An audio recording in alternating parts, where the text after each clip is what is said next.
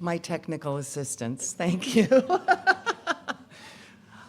Good morning and welcome to Allen Avenue Unitarian Universalist Church. Whether today is your first time here or you've been coming for years, we are so glad you are here with us. My name is Cynthia Martin and my pronouns are she and her, and today I'm serving as this morning's worship associate. We are a growing community that transforms lives through the power of love. Our mission calls us to celebrate diversity, encourage spiritual growth, and promote social responsibility while we travel on and care for the earth.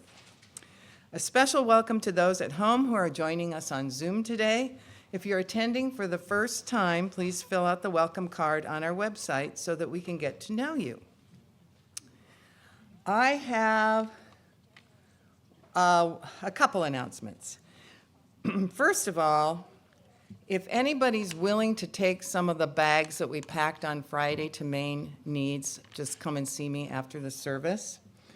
But this is more important. Today there will be a town hall at 11:20 in the sanctuary. We will talk about updating the sanctuary. Please join us. And it's a mystery, I guess. Now we invite you all to take this opportunity to silence your cell phones so that we can be fully present to one another. After the service, please grab a cup of coffee or tea and stay for conversation. Or head down to the end of the long hallway to join a group for the brown bag brunch. Those on Zoom may stay on and connect with one another. And now, let us center our hearts and minds with the sound of the singing bowl.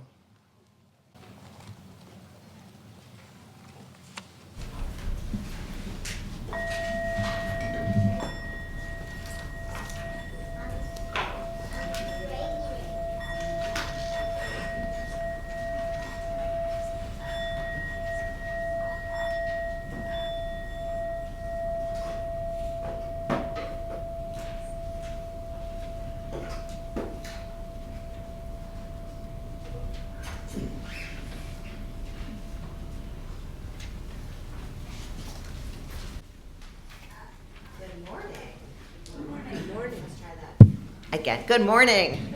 There we go. I'm Reverend Tara. My pronouns are they, them, and theirs, and I am so grateful to be your minister. Our worship celebration this morning is designed with all ages in mind, so there is no separate RE program this morning.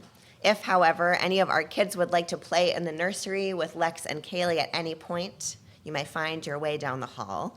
That being said, it is a joy to be together this morning, all of us in the sanctuary of all ages, and we remember that the wiggles and noises and squeaks and chirps that the youngest among us bring are a joyful reminder of the life and vibrancy of a multi-generational community where all are not only welcome but are celebrated in their fullness. We remember that a noisy church is a happy, healthy church. Amen. After worship, our youth group will gather and make pizza. And I, this afternoon, will be joining the 7th through 9th graders for a multi-church OWL program, comprehensive sexuality education, actually, in Yarmouth. Today, focusing on relationship skills, which we all need more of. It's a full day here. This morning, in this sacred hour, we celebrate the new life that is beginning to stir under the piles of snow and amidst the injustices unfolding in our world. Imbolc is the pagan Sabbat marking the halfway point between the winter solstice and the spring equinox. In addition to being a pagan holy day, it is also honored in Catholicism as the feast day of Saint Brigid and as a Celtic festival, secular in nature. I give thanks for our A2U2 pagan group who helped advise Emily and me as we put this service together. Here in the belly of winter, believe it or not, new life is beginning to stir. I felt the stirring this week as I prayed and sang in Susan Collins' office, as I watched my colleagues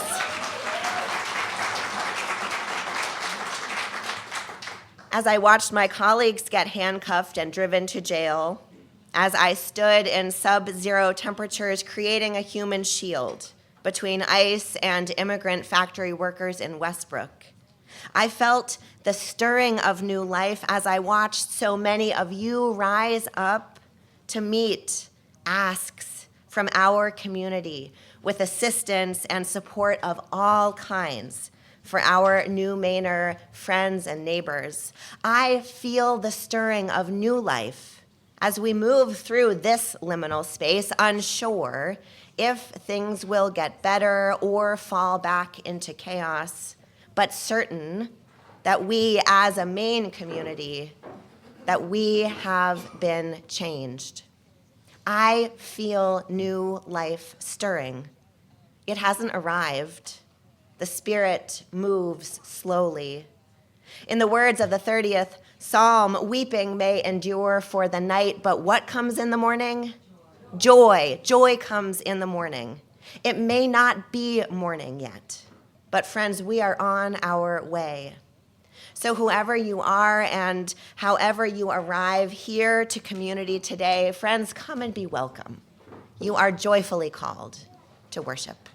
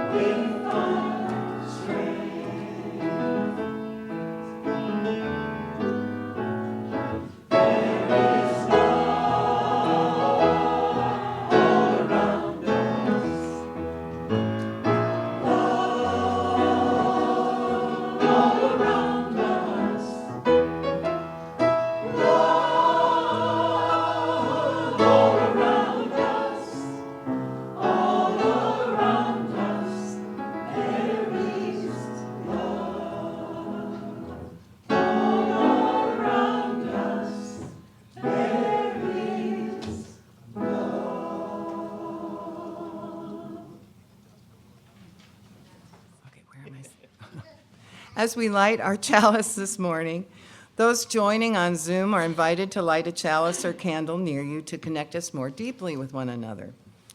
Imbolc arrives quietly.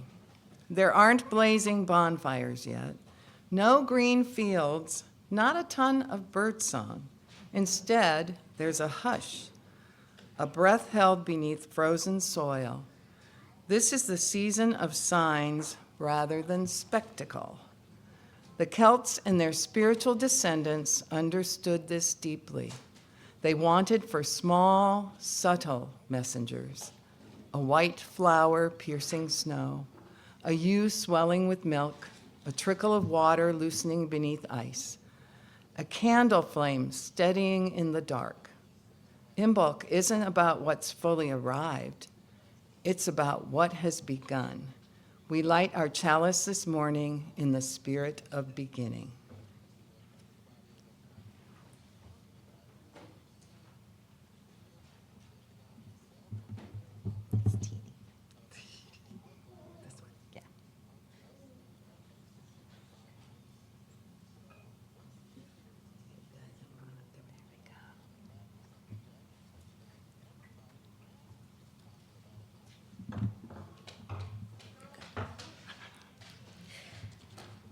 We light our tiny little candle of community this morning.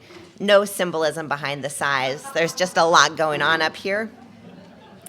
We light our candle of community this morning in celebration amidst all that is breaking our hearts right now, that 5 of the ICE detainees we have been standing in vigil with outside the Cumberland County Jail these past months have been released and are returning to their families.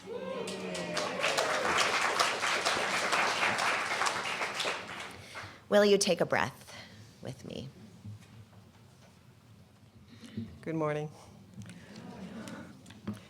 Even though we're still in winter, there is new life stirring in the darkness.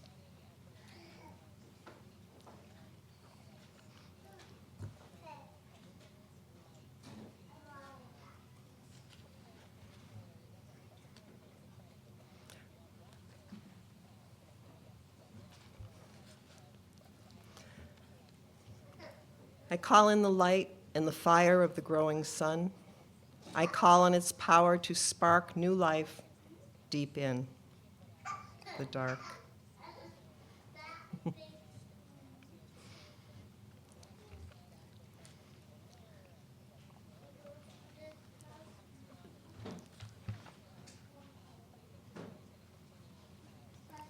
Like fire, wisdom, inspiration, and new life will always grow. Just like the first spring, flowers stirring in the dark.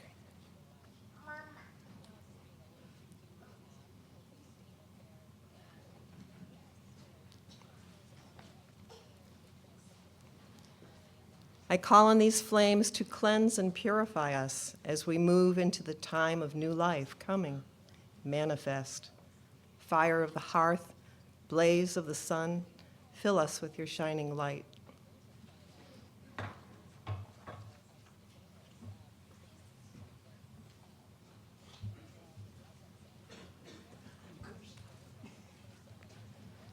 Our opening hymn this morning is number 1067 in your teal hymnal and up on the screen, Mother Earth, Beloved Garden. Dale will play through the tune once, and then you are invited to rise in body or in spirit as we sing together.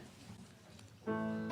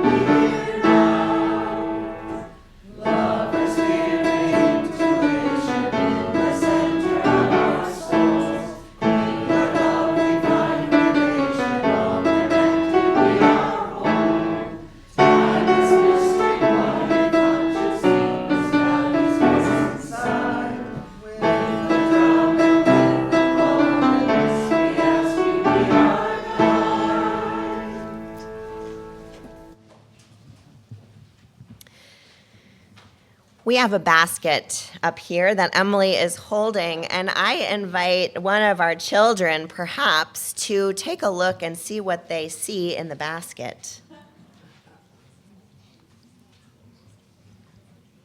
What's in there? What is that? Someone want to hold it up? Wow. What is that? Can anyone? What is that? Does anyone know what that is? An airplane? No. Terry, what'd you say? It's the symbol that's up here. Very helpful. Anything else?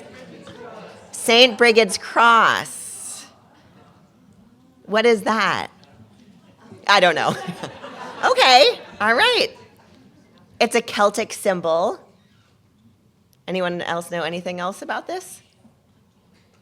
Y'all can keep that one. So Brigid's Cross, also sometimes called the Irish Cross. Who is Brigid? Brigid, said to be born of a Christian mother and a Druid father, was both pagan goddess and 5th century Irish Catholic saint. She is the saint who loves the earth, who midwives at new beginnings. Legend had it that Brigid was born just before sunrise, in the twilight of early morning, in that time governed neither by the sun's light nor the moon's light, but by the two lights, the twilight. It is also said that her mother gave birth to her neither within the house nor outside, but at the threshold of the dwelling. She occupies the liminal space between worlds. She stands at the doorway or meeting place between the so-called opposite dimensions of life.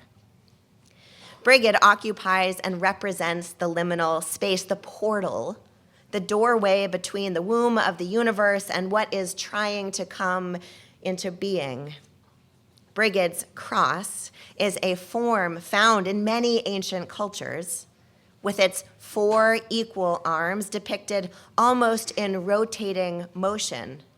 It can represent the sun emerging from the winter darkness of earth, rotating through the 4 seasons of spring, summer, autumn, and winter before being reborn into a fresh coming of light in the spring.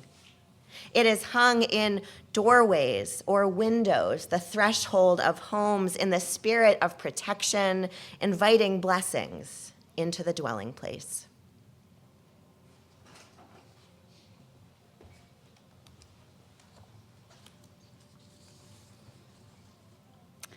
Brigid of the two lights, the twilight of time neither ended nor begun, born not quite outside nor inside, but the threshold between a world spinning and one yet unspun. Let your cross remind us that when evil is at our door, the cross we bear is bearing witness. We are the protection, our forearms linked, our ancestors calling us from all 4 directions to do better, saying use the liminal space to hold injustice back from the dwelling place. Please rise in body or spirit as we sing together hymn number 1 in your great hymnal, May Nothing Evil Cross This Door.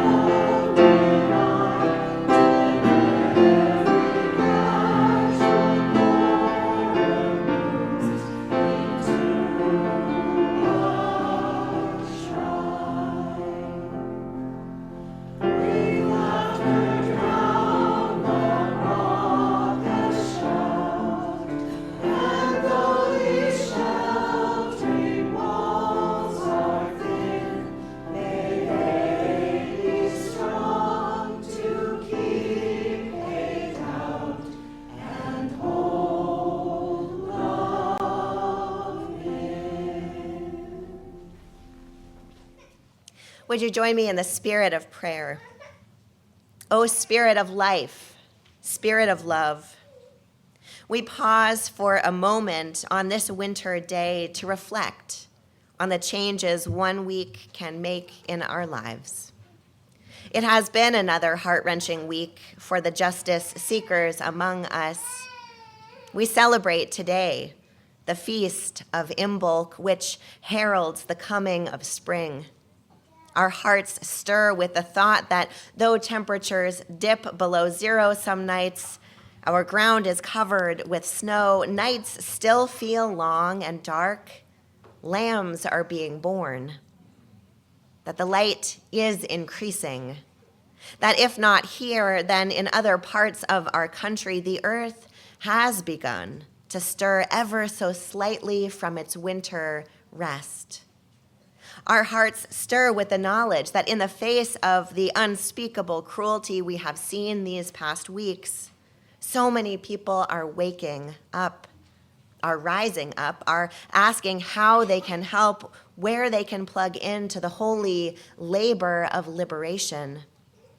We bow to the forces of earth and life that have stirred again and again and reminded us through storms and sudden changes in our weather that we are not in charge, that earth is moved by nature's rhythms, and we must prepare, endure, and be patient. And through it all, we are reminded again and again that we are not alone. May we continue to recognize that in this spiritual home we are held, that through community we find meaning and courage, that in relationship with the earth we are made whole. For all this and all that will come in the days ahead, I pray this simple word. Amen.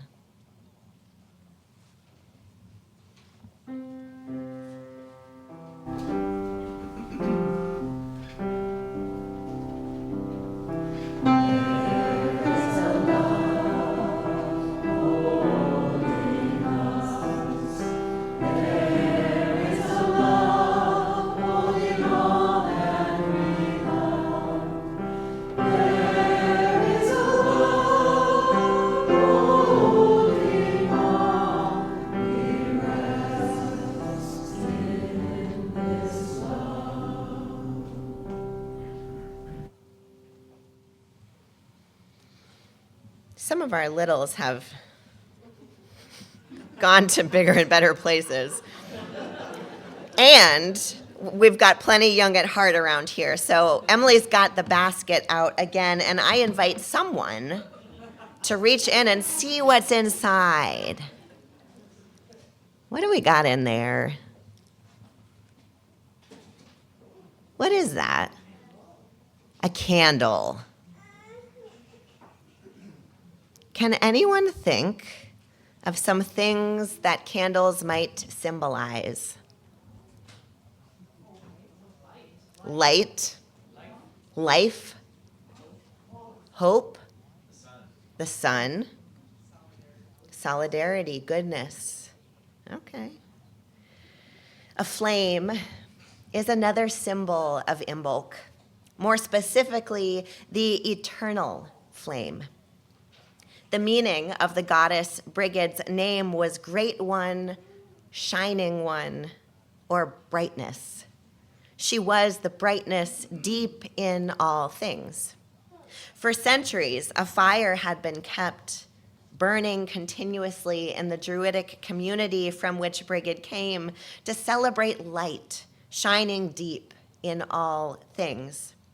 In Kildare, this continued for over 1,000 years. The flame was kept burning day after day, night after night, tended to by the sisters of the community of Brigid, who faithfully took turns keeping it alive. Even after the flame was eventually extinguished, there emerged the Celtic practice of keeping a perpetual fire in the family hearth. Those who tended the mother fire, too, tended the holy spark that resides in each of us and in all things.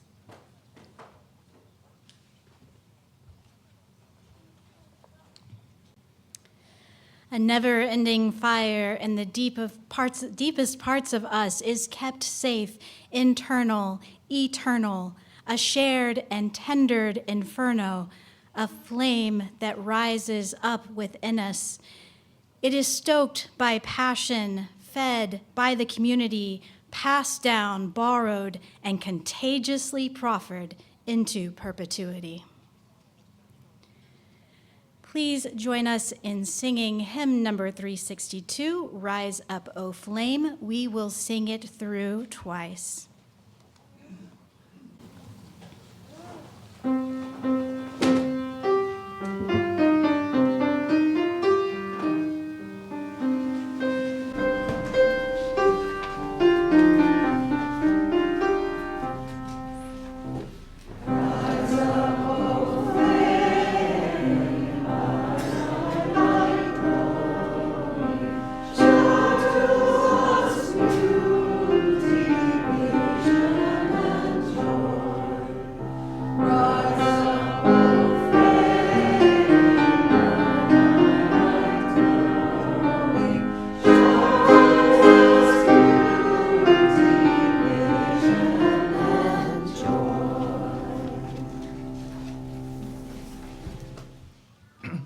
Now is the time in our service where we engage in the spiritual practice of generosity. Our gifts support the ministries of this congregation and our work in the broader community. Each week, 1/3 of our offering is given away to a local nonprofit organization doing work to advance our shared values in the world. This month's Share the Plate recipient is Furniture Friends, whose mission is to reduce homelessness and improve housing stability by collecting gently used furniture and distributing it to low-income individuals and families across southern Maine. Donations can be made now as the basket is passed through the donate button on our website, or if you are a member on Breeze, remembering to make note that your gift is for Share the Plate. If you are visiting us for the first time this morning, please know that your presence is your gift to us. At this time, our offering will be collected and gratefully received.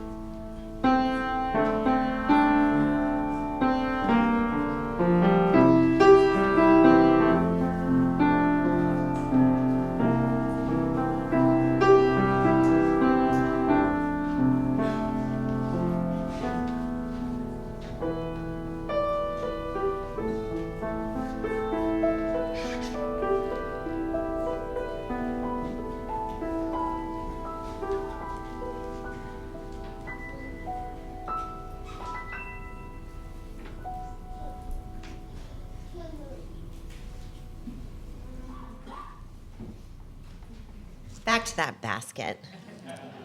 And this one, I think one of these twins might be interested in. What's in that basket? What is in there? Oh, what's that? Oh. Can you either hold up what it is or hold up the child? What is that? A lamb. Can anyone think about or share aloud what lambs might have to do with what we're talking about this morning? No one's going to talk. They're just going to stare at the baby. Yeah. We love you. What's the deal with lambs? What do you got? Spring. Birth. New life. Keep us warm. Long before calendars, astrology, or written records, pastoral communities measured time by their animals. For the ancient peoples of Ireland, Scotland, and Britain, sheep weren't just livestock, they were their own sort of timekeepers. Imbolc falls at the precise moment when ewes begin to swell with milk and prepare to give birth. This biological shift was so reliable that the very name Imbolc is believed to come from the old Gaelic phrase imbolg, meaning in the belly, referring to pregnant sheep. When the ewes began to lactate, it meant something extraordinary, and that's that the land was turning toward life again. Think about it. Milk doesn't appear without grass. Grass doesn't grow without light. Light doesn't return without winter loosening its grip. To witness milk flowing in February was to witness the invisible gears of the world beginning to turn. Lambing season also brought emotional and spiritual weight. Lambs are born fragile, unsteady, and utterly dependent, a mirror of the early spring itself. The fields weren't yet green, the nights were still pretty cold, and yet new life was arriving anyway.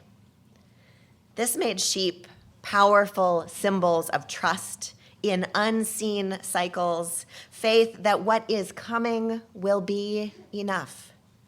In Celtic spiritual thought, animals weren't separate from sacred meaning. Sheep, in particular, were associated with gentleness, nourishment, and the quiet endurance required to survive harsh climates. They didn't represent dramatic rebirth. They were more about the slow, steady, embodied renewal. They were proof that winter hadn't won. At Imbolc, sheep stood at the threshold. Their bodies carried the future. Their milk fed both people and ritual offerings. Their presence anchored the festival in something unmistakably real, that life was on its way.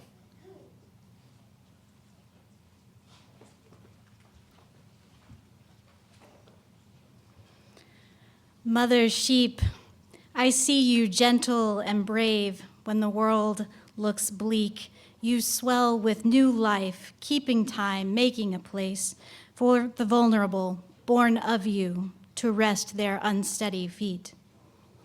Tell me how you ministered to a flock of people, gave them time-weathered hope in a liminal season where winter is losing its choke, but there are few breaths of spring. Tell me how to renew my faith in times like these yet again. Please join us in singing hymn number 91, Mother of All.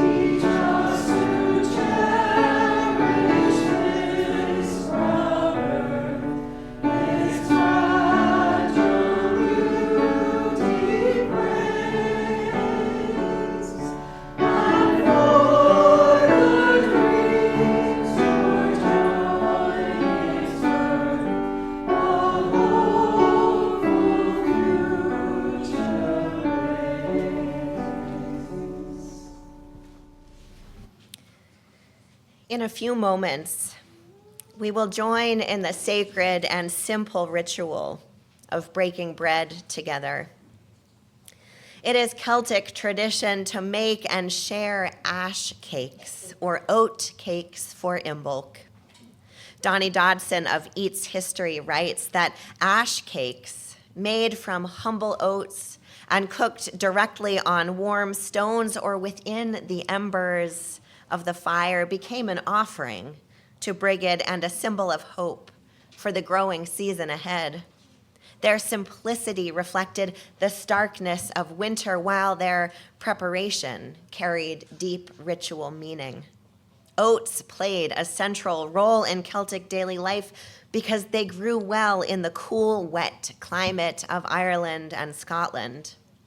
During Imbolc, families mixed ground oats with water, salt, and a bit of fat to form a coarse dough that could be quickly baked on flat stones heated by the hearth. These cakes were rustic and hearty, and they provided a rare, fresh food during the final stretch of winter scarcity. The process of cooking them in the ashes connected households to the sacred fire of Brigid, who was believed to bless the hearth, protect the home, and encourage the first renewal of the earth beneath the lingering frost. My partner Lucy baked oat cakes for us to share this morning, though she used our oven and not an open hearth. They are gluten-free and vegan, so I hope everyone can participate in this ritual. I did wake up early this morning fretting that we might run out, so there's a backup supply on the other end of the sanctuary, which are from Shaw's and are neither gluten-free nor vegan, nor probably particularly healthy. As Dale begins to play and other Dale and Steve come forward to pass the baskets, I invite you to share this holy meal. You may eat your oatcake as soon as you receive it, no need to wait. And may we remember that even in winter, food can carry meaning and sustain not just our bodies, but our spirits too.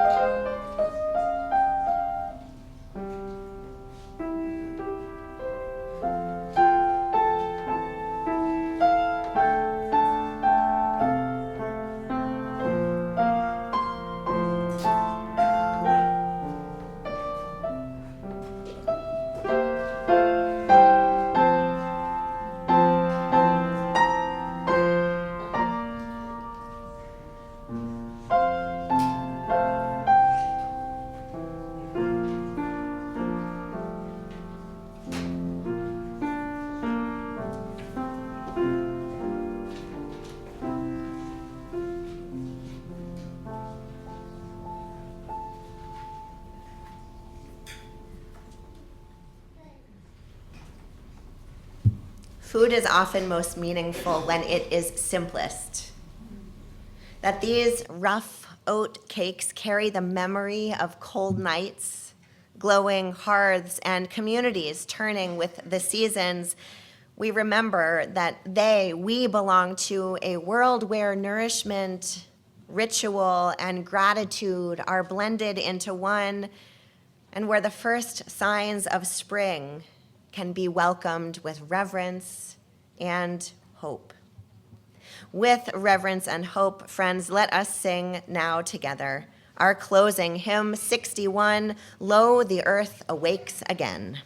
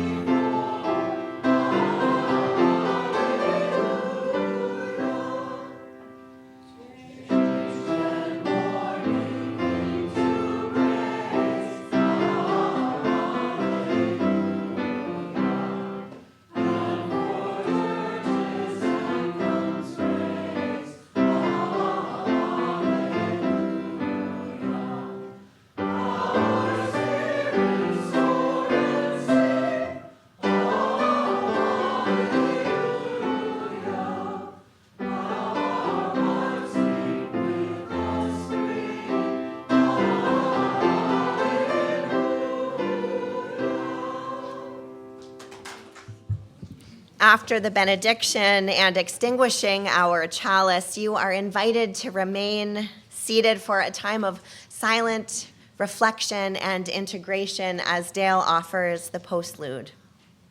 In the words of novelist Arundhati Roy, another world is not only possible, she is on her way. On a quiet day, I can hear her breathing. Our worship has ended, and our service begins. Go in peace.